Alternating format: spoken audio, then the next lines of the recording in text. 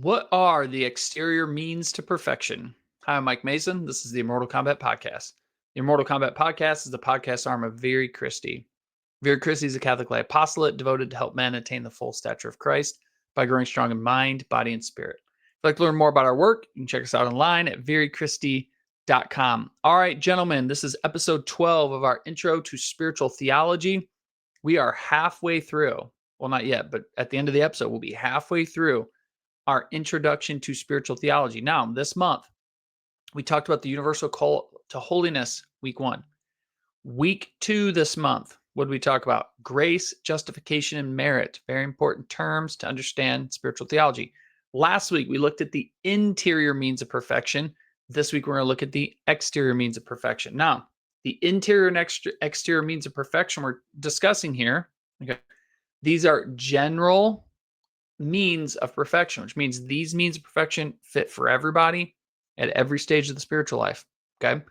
We will in future episodes get into more specific or special means of perfection, kind of learn how the advice you give to someone's going to change a little bit depending on where they are in their growth of holiness. But we will reserve that to the second half of this introduction to spiritual life. So, all right, this week we are going to look at the 4 exterior means of perfection. Number 1 is going to be spiritual direction. Number 2, spiritual reading. 3, holy friendships. And 4, the rule of life. So let's launch in. All right, spiritual direction. Pope Leo XIII, one of the great popes in the history of the church, in my humble opinion, said this: God in his infinite providence has decreed that men, for the most part, should be saved by men. Hence, he has appointed to those whom he calls to a loftier degree of holiness should be led thereto by men, in order that, as Chrysostom says, we should be taught by God through men. All right. When you study theology, one of the principles you're going to come across is that God doesn't do things he has to do. Okay. He does things in a lot of ways that are fitting for us. So God could make us holy in lots of different ways. What we find is the way in which he makes us holy makes sense considering the kinds of creatures we are. All right. So, for example, we are creatures with bodies, eyes and mouth, nose and ears, and all that sort of stuff. Okay. It makes sense that God would use physical sacraments, right? Signs, physical signs, to communicate grace to us. Why? Because we're embodied creatures. We're not angels. We have bodies. So God reaches our soul by means of our body. It's very fitting for things like us. We are also political creatures or community creatures. Okay. We are made to live in community. So when God saves us, he saves us through a community that's called the church. God also gives us direction through other people. So just like to become good at sports, you need coaches, or to get strong in the weight room, you need a strength and conditioning coach. To be grow in wisdom, you need teachers and professors and things like that. God gives us men to lead us to holiness. Now, some of you may have quite a few men in this. One of the men God's given you is your parish priest. He's there to help you grow in holiness. Okay. But God also gives you, God willing, parents who are growing in holiness. For you guys meeting in your groups, maybe your dad and a group of buddies are leading your Very Christie group. Maybe it's some of your teachers at school or some of your coaches. Okay. God puts people in our lives to help us understand how to grow in holiness. And that's what spiritual direction is getting at. Now, spiritual direction can look different ways throughout life. If any of you guys are called to join a religious order, you may get a specific spiritual director, a person that will help you to grow in holiness. You guys may get a little older and maybe meet with the same priest for confession each month so he can get to know you a little bit and give you better feedback. That's a kind of spiritual direction. And you can also get it in occasions like Very Christie groups from the adults in there. All right. We need people outside of us to give us direction and keep us on track. All right. So that's the first one. Second one, spiritual reading. Okay. Spiritual reading is not necessarily studying. Okay. So last week we talked about knowledge of God and man and learning. Study is a form of prayer. Spiritual reading is a little different. Okay. It's when you're reading a text, but not for the primary reason of study, though that can be part of it. It's primary in exercise and piety. Okay. It helps you. What spiritual reading does is it helps you arouse your love of God and intensify your desire for perfection. Usually with spiritual reading, you're not trying to plow through a large text in an hour or 2 hours or something like that, like when you're doing your homework. Spiritual readings generally short passages. You'll read them, you'll meditate on them, and they kind of sit with you all day. Okay. It might be a handful of verses from the Bible. It might be a very short 2 or 3 page chapter out of a good book like The Imitation of Christ or Introduction to the Devout Life by Francis de Sales. Okay. That's what spiritual reading is primarily for. You need to incorporate some spiritual reading into your life. It can be daily, just read little bits each day, especially in the morning, because it kind of hangs with you all day long, or even set some time aside throughout the week to do that. All right. Third thing, you need godly, Christ-like, holy friendships. Sirach chapter 6, verse 14 through 16 says this: a faithful friend is a sturdy shelter. He that has found one has found a treasure. There's nothing so precious as a faithful friend, and no scales can measure his excellence. A faithful friend is an elixir of life, and those who fear the Lord will find him. Gentlemen, you need faithful and holy friends, 100%. Okay? You need to ask God for these. Now, in your Very Christy group, you can look around. There's probably some guys in there that are not only good men that go stand alongside you growing holiness, there's probably going to be guys in the room too that have similar interests in you. Get to know those guys. Become tight with them as you guys work together to grow in holiness. Establish friendships because you need it. There's a great book by a guy named Sebastian Junger, wrote a book called Tribe. Sebastian Junger was a war correspondent who lived with a army platoon in the Korangal Valley in Afghanistan for a year.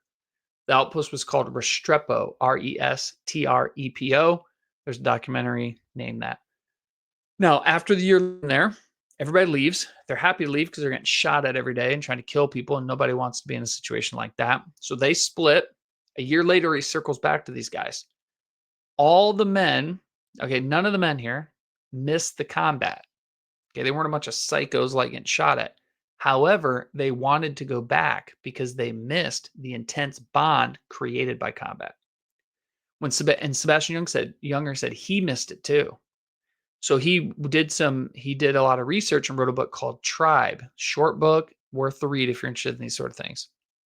In that book, he argues that humans in general, but men in particular, thrive in small, cohesive, hierarchical groups that face a common enemy. This can be a football team, right? Small, cohesive, hierarchical group, common enemy, your opponent.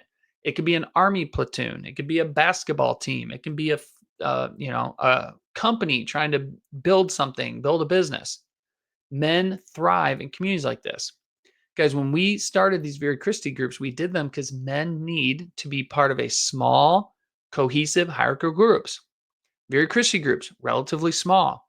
Cohesive, the guys are tight, right? We're working together.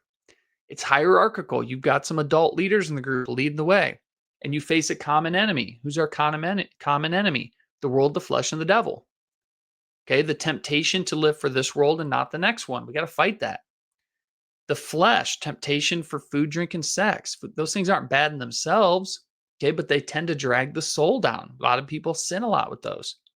And the devil's real. And so we do have a common enemy. We're trying to grow in holiness together. Those are what holy friendships are for. Guys, we need these. All right. So thank God you're in a group like Very Christy. If you meet guys who this would be beneficial for, reach out to them. Okay. Plug guys in because we will need this stuff. Okay. Lastly, so we said number 1, spiritual direction. Number 2, spiritual reading. 3, holy friendships. Last but not least, a rule of life. Gentlemen, we have a rule of life in Very Christy. You are challenged to live it. Daily prayer schedule, working out, mortifying the flesh, right? Getting strong 3 times a week, studying twice a week. What a rule of life is, it's not a bunch of rules. A rule of life is when you set your life up to achieve a goal. So if you want to win the league championship in whatever sport you're playing, right? The conference title, you have to set your life up for that. You have to eat certain things and work out at certain times and do your homework certain place and be at practice at certain times. That's a rule. It's setting your life up to be excellent in sports.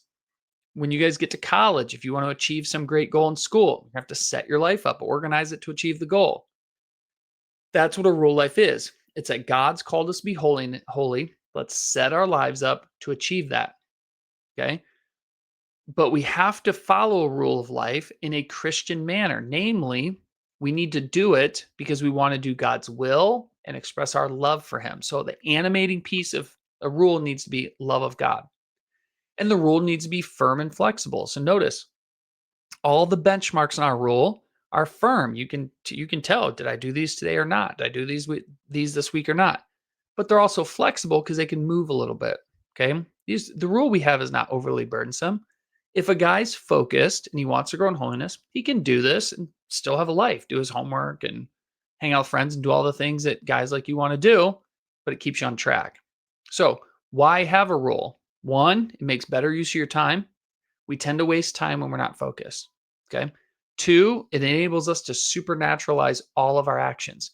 When you become intentional about the rule, everything in your life gets directed towards the goal of growing in holiness. Okay.